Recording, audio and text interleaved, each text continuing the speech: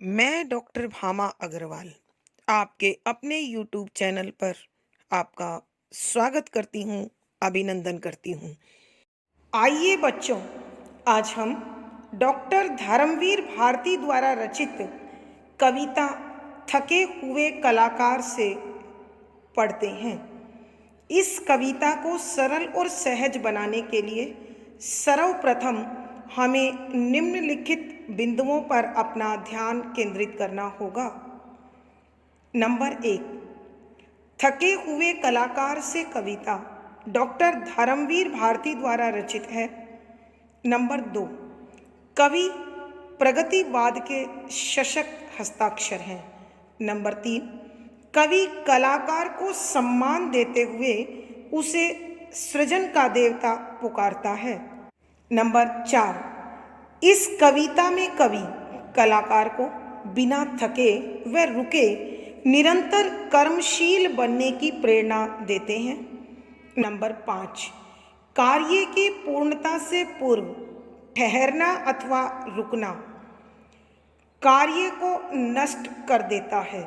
Number 6, नवीन कल्पनाओं व आशाओं की मधुर चांदनी अभी अध खिली है। पूर्णता के बिना आनंद संभव नहीं होता है। नंबर 7, जीवन में सुख की सुरभि फैलना अभी बाकी है, अतः अधूरा कार्य इस आनंद को समाप्त कर देगा। नंबर 8, विषम परिस्थितियों में मनोबल का त्याग, असफलता पर विलाप और थकान सृजन के कर्म को रोक देते हैं अथवा नष्ट कर देते हैं। नंबर 9, कवि को निराशा व थकान से बचकर निरंतर सृजनशील बनने की प्रेरणा दी गई है। आइए बच्चों, अब हम कविता के पदों की व्याख्या आरंभ करते हैं। संख्या 1, सृजन की थकन भूल जा देवता, अभी तो पड़ी है धरा अधबनी, अभी तो पलक में नहीं खिल सकी नवल कल्पना की मधुर चांदनी, अभी अध खिली ज्योत सना की कली, नहीं जिंदगी की सुरभि में सनी, अभी तो पड़ी है धरा अधबनी, अधूरी धरा में नहीं है कहीं, अभी स्वर्ग की नींव का भी पता, सृजन की थकन भूल जा देवता।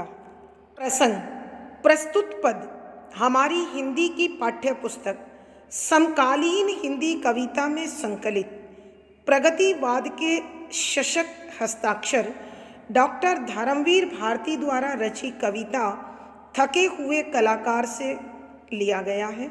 संदर्भ, इस पद के माध्यम से कवि कलाकार को सृजन के देवता की संज्ञा देते हुए उसे निरंतर कर्मठ बने रहने की प्रेरणा देते हैं और वो कह रहे हैं, जब तक यह पृथ्वी पूर्ण रूप से सुखी, विकसित, आनंद संपन्न, वैभवशाली नहीं हो जाती, तब तक निर्माण रुकना नहीं चाहिए।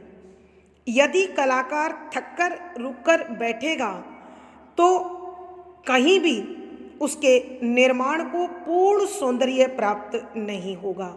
इसी प्रकार की प्रेरणा देते हुए कविवर कहते हैं कि व्याख्या, शब्दों के अर्थ साथ साथ सृजन, निर्माण करना की से जुड़ी हुई थकन, थकान, थकावट, भूल जा देवता कि हे सृजन के देवता, हे कलाकार, तुझे भूल जाना चाहिए।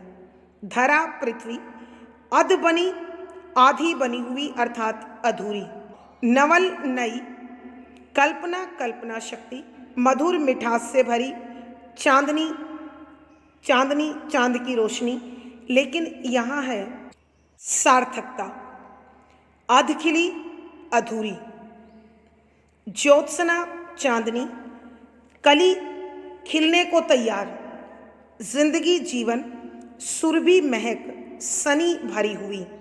यहाँ कविवर कलाकार को कर्मठता की प्रेरणा देते हुए कहते हैं कि सृजन की थकन भूल जा देवता। कि हे सृजन के देवता, हे निर्माण के देवता, तू अपने कार्य से जो थकान तुझे प्राप्त हुई है उसे भूलकर पुनः काम में लग जा। क्योंकि अभी तो पड़ी है धरा अधबनी, कि अभी तो यह पृथ्वी अधूरी पड़ी है। अर्थात इस पृथ्वी पर जो कार्य करने की तूने ठाना है, जिन कार्यों को पूर्ण करने का तेरा संकल्प है, वो अभी अधूरे पड़े हुए हैं। अर्थात कवि के कहने का भाव यह है कि इस पूरी की पूरी पृथ्वी को, मानव जाति को अनेक ऐसे उपयोगी तत्वों की ज़रूरत है, अनेक ऐसे साधनों की ज़रूरत है जो तेरे रुकने पर नष्ट हो जाएंगे। अभी तो पलक में नहीं खिल सकी नवल कल्पना की मधुर चांदनी। कि कवि कहते हैं कि इस पृथ्वी पर रहने वाले लोगों ने अपनी आंखों में अनेक सुंदर सपने सजाए हैं, अनेक कल्पनाओं के महल तैयार किए हैं, और उन कल्पनाओं को सार्थक रूप केवल तुम दे सकते हो। अभी उनके इन सपनों की कोमलता अधूरी है, अर्थात उनका आनंद भी अधूरा है। अभी अधखिली ज्योत सना की कली, कि अभी तो उनके मन की चांदनी की यह कली अधूरी पड़ी हुई है। नहीं जिंदगी की सुरभि में सनी, कि यह कली अभी जीवन के वास्तविक मिठास को, महक को प्राप्त नहीं कर पाई है। अर्थात कवि के कहने का भाव यह है कि संसार में रहने वाले लोगों ने अनेक नवीन कल्पनाओं को अपनी आंखों में सजाया है, और उन कल्पनाओं से उत्पन्न आनंद की चांदनी को प्राप्त करने के लिए मन बेचैन है। इसलिए अपूर्ण होने के कारण, अधूरे होने के कारण वहाँ खुशी की महक अभी शामिल नहीं हुई है। अभी तो पड़ी है धरा अधबनी, कि अभी पृथ्वी पर जो निर्माण कार्य है वो अधूरा है। अभी स्वर्ग की नींव का भी नहीं पता। कि कवि कह रहे हैं कि जो इस पृथ्वी को स्वर्ग के समान सुंदर बना लेने के सपने हैं, अभी वहाँ तो नींव तक का कार्य पूर्ण नहीं हुआ है। अर्थात जो इस संसार को वैभवमय बना सकता है, विकसित बना सकता है, सौंदर्यशाली बना सकता है, अभी तो उस कार्य का आरंभ भी अच्छी प्रकार से नहीं हुआ है। अतः हे निर्माण के देवता, हे सृजन के देवता, तू अपनी थकान भूलकर पुनः निर्माण कार्यों में जुट जा, लग जा।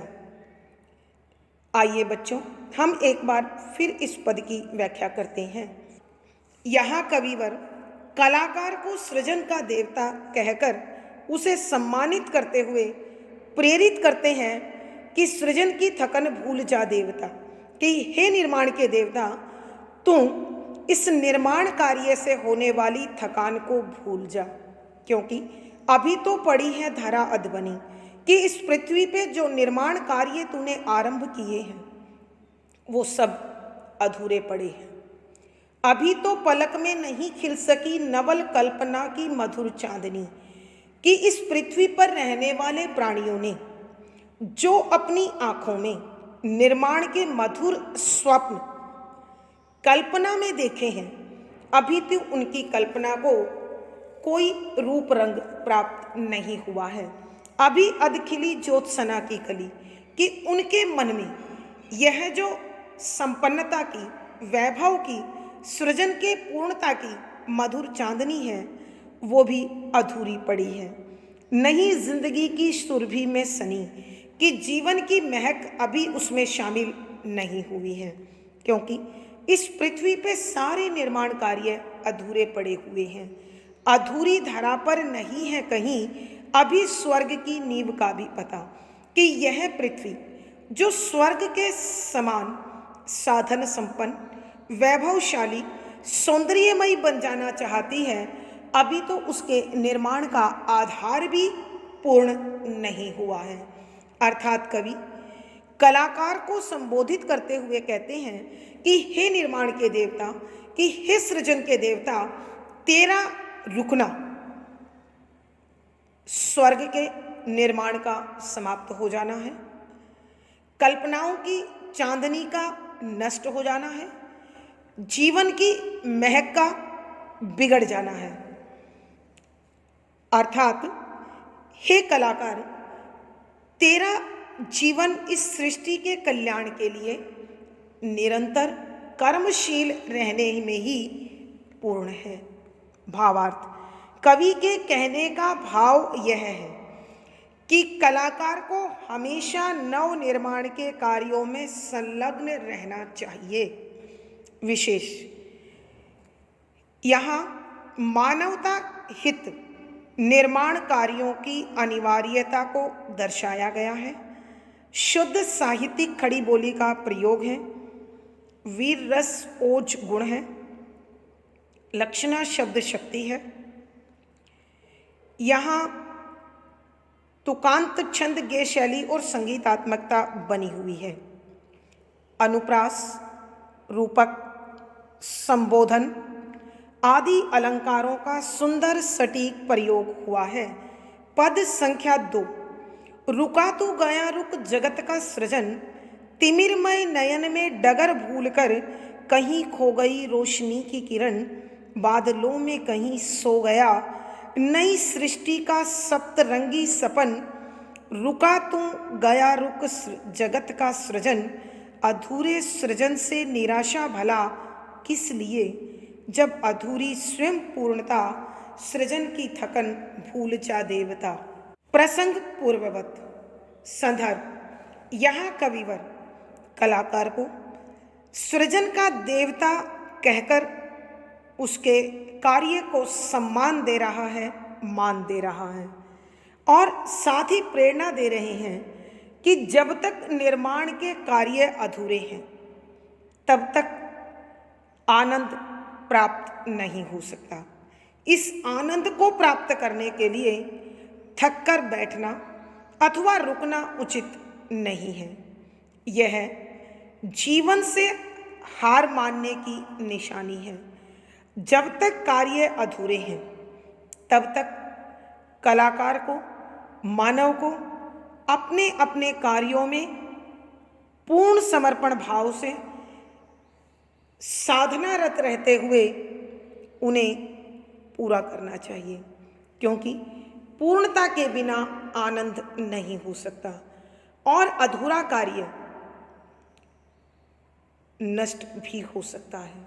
यानी उस कार्य को दोबारा आरंभ से करने में अधिक ऊर्जा और अधिक समय नष्ट होगा। इसी प्रकार का संदेश देते हुए कविवर लिख रहे हैं कि व्याख्या, शब्दों के अर्थ आवश्यकता के अनुसार। रुका, कलाकार रुका, रुक रुक जाएगा, ठहर जाएगा। जगत का सृजन अर्थात संसार का निर्माण। तिमिरमय, अंधकार में या अंधकार से भरा हुआ। नयन, आंख। डगर, रास्ता। भूलकर, भूलने के बाद। रोशनी की किरण, आशा की किरण। सृष्टि, संसार। सप्तरंगी, 7 रंगों वाला अर्थात इंद्रधनुषी। सपन, स्वप्न या सपना। अधूरे, आधे। सृजन, निर्माण। निराशा, आशा का त्याग। स्वयं, खुद। पूर्णता, पूरा हो जाना। यहाँ कविवर कलाकार को सम्मान देते हुए उसे सृजन का देवता पुकारता है और साथ ही कवि संदेश देता है कि रुका तू, कि यदि कलाकार तुम ठहरे तो रुक जगत का सृजन, कि तुम्हारे ठहरने से इस संसार का निर्माण भी रुक जाएगा, क्योंकि यह निर्माण तेरे कंधे पर, तेरे भावों पर, तेरे हाथों से ही संभव है। तिमिर में नयन में डगर भूलकर, कि अंधेरे में डूबे इन आंखों में जीवन के विकास के रास्ते को भूलकर ये कहीं खो जाएगी रोशनी की किरण। कि जब तू थक कर बैठेगा तो अंधेरे से भरी इन आंखों में विकास का रास्ता खो जाएगा और पृथ्वी पर रहने वाले लोगों के लिए समस्त आशा की किरणें भी भटक जाएंगी, नष्ट हो जाएंगी। बादलों में कहीं सो गया नई सृष्टि का सप्तरंगी सपन। कि कवि कहते हैं कि मनुष्य ने जो सप्तरंगी कल्पनाओं का सुंदर सपना देखा है, अर्थात मानव ने इस संसार को अनेक रंगों में रंगी हुई पूर्णता के जो सपने देखे हैं, वो थकान रूपी बादलों की छाया में कहीं न कहीं खो जाएंगे, सो जाएंगे। अर्थात मनुष्य के द्वारा देखे गए वो सभी सपने और उनकी भावनाएं व्यर्थ हो जाएंगी। तो हे कलाकार, तुझे थकना नहीं है, तुझे आशा नहीं त्यागनी है। अधूरे सृजन से निराशा भला किस लिए। कि कवि कहते हैं कि ये आधा अधूरा सृजन, आधा अधूरा निर्माण तुझे पूर्णता का आनंद नहीं दे सकता। अतः इस अधूरे रूप को देखकर, इस अधूरेपन को देखकर तू विकृति से निराश मत हो, क्योंकि अभी तुझे लगातार कर्मठ बनने की आवश्यकता है। जब यह तेरा निर्माण पूर्णता को प्राप्त होगा तभी इसमें सौंदर्य और आकर्षण आएगा। तो तुम इस अधूरेपन से निराश मत हो, हार मत, थक मत, और थकान को भूलकर दोबारा निर्माण के कार्यों में जुट जा। आइए बच्चों, एक बार फिर हम इस पद की व्याख्या करते हैं।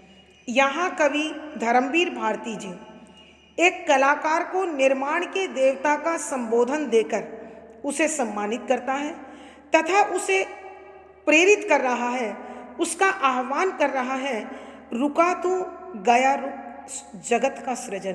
कि हे निर्माण के देवता, हे कलाकार, यदि तूने कर्मठता का त्याग कर दिया, यदि तूने निर्माण के कार्य को रोक दिया, तो तेरे रुकने के साथ ही इस समूचे संसार के निर्माण कार्य खुद ब खुद रुक जाएंगे। यदि तू थक कर बैठा तो यह निर्माण अधूरा ही रहेगा। तेरी थकान के साथ ही तिमिर में नयन में डगर भूलकर कहीं खो गई रोशनी की किरण। कि तेरी अंधकार से भरी इन आंखों में संसार के लोगों ने जो जीवन के विकास के अनेक रास्ते, अनेक सपने देखे हैं, वो खो जाएंगे, उनकी प्रसन्नता खो जाएगी और उनकी आशा की किरण भी कहीं इन अंधेरों में खोकर समाप्त हो जाएगी। नई सृष्टि का सप्तरंगी सपन, रुका तू गया रुक जगत का सृजन। कि नए संसार के लिए उन्होंने जो अनेक रंग के 7 रंगों वाले सुनहरे इंद्रधनुषी सपने आंखों में संजोए हैं, वो तेरी थकान की बादलों में कहीं खो जाएंगे और सो जाएंगे। अतः यदि तू निर्माण कार्यों से रुका, यदि तू थककर ठहर गया, तो इस सृष्टि का पूरा निर्माण रुक जाएगा। अधूरे सृजन से निराशा भला किस लिए। कि जब यह निर्माण कार्य स्वयं अधूरा है तो इसमें भला सौंदर्य कहाँ से आएगा और यहाँ प्रसन्नता कैसे उत्पन्न होगी। तो इस अधूरेपन से निराश हो जाना उचित नहीं है। तुझे पूर्ण आनंद इस अधूरेपन से कभी प्राप्त नहीं हो सकता और पूर्ण आनंद के लिए इस निर्माण को भी पूरा करना अत्यंत आवश्यक है। अतः हे सृजन के देवता, तू अपनी थकान भूलकर निर्माण के कार्यों में पुनः जुट जा, ताकि यह अधूरापन पूर्ण हो और सृष्टि के लोगों ने जो जीवन के विकास को लेकर रंगीन स्वप्न देखे हैं, आशा की किरण सजाई है, वो पूर्ण हो सके। भावार्थ, कवि के कहने का भाव यह है कि समूचा निर्माण कार्य कलाकार के कंधे पर संभव है। अतः कलाकार को कभी भी निराश, उदास और थकान से परिपूर्ण नहीं होना चाहिए। विशेष यहाँ कवि ने कलाकार को पुनः ऊर्जा देने के लिए प्रेरणा दी है। यहाँ कवि ने कलाकार को पुनः शक्ति प्रदान करने के लिए प्रेरणा दी है। शुद्ध साहित्यिक खड़ी बोली का प्रयोग है। वीर रस ओज गुण है। लक्षणा शब्द शक्ति है। तुकांत छंद गे शैली और संगीतात्मकता है। इस पद में अनुप्रास, रूपक, संदेश, प्रश्न, संबोधन आदि अलंकारों का सुंदर सटीक प्रयोग हुआ है। पद संख्या 3। प्रलय से निराशा तुझे हो गई, सिसकती हुई सांस की जालियों में सबल प्राण की अर्चना खो गई। थके बाहुओं में अधूरी प्रलय ओ अधूरी सृजन योजना खो गई।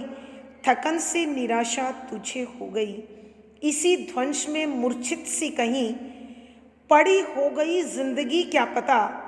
सृजन की थकन भूल जा देवता।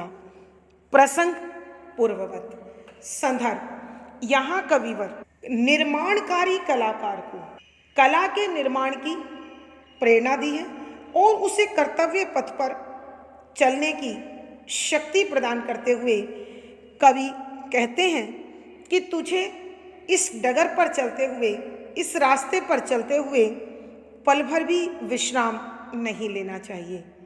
यहाँ कविवर कलाकार को सृजन की देवता कहकर सम्मानित करते हुए कर्म पथ पर जुटे रहने के लिए, अटल रहने के लिए प्रेरित करते हुए लिखते हैं कि व्याख्या शब्दों के अर्थ साथ साथ। प्रलय विनाश, निराशा आशा से रहित, सिसकती हुई रोती हुई, सबल शक्तिशाली, प्राण प्राणों की अर्चना, पूजा, वंदना, साधना, अधूरी जो अभी पूरी नहीं हुई है। सृजन योजना, निर्माण की योजना, निर्माण की दशा, निर्माण की अवस्था। ध्वंस विनाश, मूर्छित सी, बेहोश सी, अधूरी सी, बेसुध सी, चेतना रहित। यहाँ कविवर कलाकार को निर्माण के देवता अथवा सृजन के देवता का संबोधन दे उसे कार्य करने की प्रेरणा देते हुए, पुनः शक्ति से भरने की प्रेरणा देते हुए लिखते हैं कि प्रलय से निराशा तुझे हो गई कि हे कलाकार, तुझे इस विनाश से हार कर, थक कर बैठना उचित नहीं है, निराश होना उचित नहीं है, क्योंकि जो नष्ट हुआ है उसका निर्माण तूने ही किया है। और इस विनाश से विचलित हो जाना, डगमगा जाना, घबरा जाना तेरे मनोबल को कमजोर कर रहा है और तुझे निराशा ने घेर लिया है। अतः तेरे लिए यह निराशा उचित नहीं है। सिसकती हुई सांस की जालियों में सबल प्राण की अर्चना खो गई।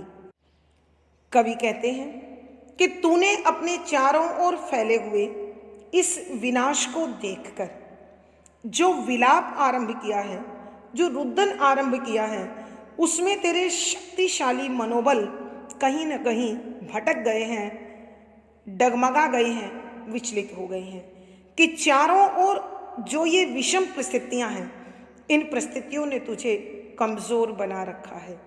थके बाहुओं में अधूरी प्रलय और अधूरी सृजन योजना खो गई। थके बाहुओं में कि जो तूने अपने आप को थका लिया है, खुद को थकान में घेर लिया है, यह प्रलय भी अधूरी है और अभी निर्माण की दशा भी अधूरी है। अर्थात जो नुकसान हुआ है, जो विनाश हुआ है, वह भी थोड़ा है, उसे पूरा किया जा सकता है पुनः निर्माण में जुटकर। और जो अभी तूने निर्माण की योजना बनाई है, ये जिस अवस्था तक पहुंचा है, जिस दशा तक पहुंचा है, वो भी अधूरा है। अर्थात कवि चाहते हैं कि कलाकार पुनः पूर्ण शक्ति के साथ, कर्मठता के साथ इस निर्माण कार्य में जुटे और इस विनाश को समाप्त कर पुनः पूर्ण निर्माण की ओर लग जाए। थकन से निराशा तुझे हो गई कि थकान के कारण तू हिम्मत हार गया है। इसी ध्वंस में मूर्छित सी कहीं पड़ी हो गई जिंदगी, क्या पता कि यह जो विनाश हुआ है, यही कहीं तेरी शक्ति हिम्मत हार कर, बेसुध होकर, चेतना रहित होकर, बेहोश होकर कहीं न कहीं छिपी बैठी है। अर्थात कवि के कहने का भाव यह है कि इस विनाश के कारण तू जिंदगी की, मन की शक्ति को हार चुका है, तलाश कर। अर्थात कवि के कहने का भाव यह है कि इसी विनाश में तेरे निर्माण की शक्ति कहीं न कहीं छिपी हुई है। अतः हे निर्माण के देवता, तू अपनी थकान को भूलकर पुनः निर्माण के कार्यों में जुट जा। आइए बच्चों, एक बार फिर हम इस पद की व्याख्या करते हैं। यहाँ कविवर एक कलाकार को सृजन के देवता, निर्माण के देवता का सम्मान देकर उसकी शक्ति को पुनर्जीवित करते हुए कहते हैं कि प्रलय से निराशा तुझे हो गई कि यह जो तू अपने चारों ओर विनाश देख रहा है, अर्थात जो विषम परिस्थितियां देख रहा है, इनके कारण तू हिम्मत हार कर बैठ गया है। सिसकती हुई सांस की जालियों में सबल प्राण की अर्चना खो गई। ये जो विषम परिस्थितियां, अनाचार, भ्रष्टाचार, दुराचार, अत्याचार जो तू अपने चारों ओर देख रहा है, इर्द गिर्द देख रहा है, इनके कारण तूने अपने मनोबल को कमजोर बना लिया है और यह रुदन, यह क्रंदन तेरे शक्तिशाली मनोबल को अपने अंदर समेट चुका है। अर्थात जैसे जैसे तू निराशा के घेरे में कैद होता जा रहा है, वैसे वैसे तेरी आशा और कर्मठता इसी के दायरे में कैद होकर, बंद होकर नष्ट हो रही है। थके बाहुओं में अधूरी प्रलय और अधूरी सृजन योजना खो गई कि जो तूने थकान मान ली है, उसके कारण विनाश भी अधूरा है और सृजन योजना भी अधूरी है। अर्थात कहने का भाव यह है कि जो नष्ट हुआ है वो पूर्ण नहीं था। अगर वो नष्ट हो गया है तो उसे पुनः सृजित किया जा सकता है, निर्मित किया जा सकता है। और जो निर्माण कार्य जिस अवस्था तक पहुँचे हैं, ये भी अधूरे हैं। अतः यहाँ भी सौंदर्य, यहाँ भी प्रसन्नता और सुंदरता प्राप्त नहीं हो सकती। थकन से निराशा तुझे हो गई, किस थकान के कारण तू निराश हो चुका है, हिम्मत हार चुका है। इसी ध्वंस में मूर्छित सी कहीं पड़ी हो गई जिंदगी, क्या पता कि ये जो विनाश तुझे अपने इर्द गिर्द दिखाई दे रहा है, यही तेरी जीवनी शक्ति, तेरी जिजीविषा, तेरा मनोबल, तेरी कर्मठता कहीं न कहीं बेसुध, चेतना रहित, बेहोश होकर पड़ी हुई है। ढूंढ, इसी में तुझे तेरी कर्मठता और तेरा मनोबल प्राप्त होगा, क्योंकि कहीं न कहीं तुझे इस निर्माण से जो सौंदर्य प्राप्त होगा वो तुझे पूर्णता की ओर ले जाएगा। अतः सृजन की थकन भूल जा देवता कि हे निर्माणकारी कलाकार, तू अपनी थकान भूलकर पुनः निर्माण कार्यों में लग जा। भावार्थ, कवि के कहने का भाव यह है कि एक निर्माता को, एक कलाकार को कभी भी थकना और रुकना नहीं चाहिए।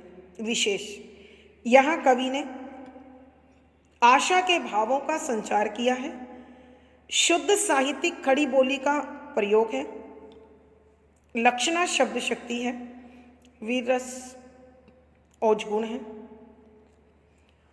तुकांत छंद गेय शैली और संगीतात्मकता है। इस पद में अनुप्रास, विरोधाभास, प्रश्न, रूपक, संबोधन आदि अलंकारों का सुंदर सटीक प्रयोग हुआ है। आज की कक्षा में प्यारे बच्चों इतना ही। अगली वीडियो में फिर मुलाकात होगी।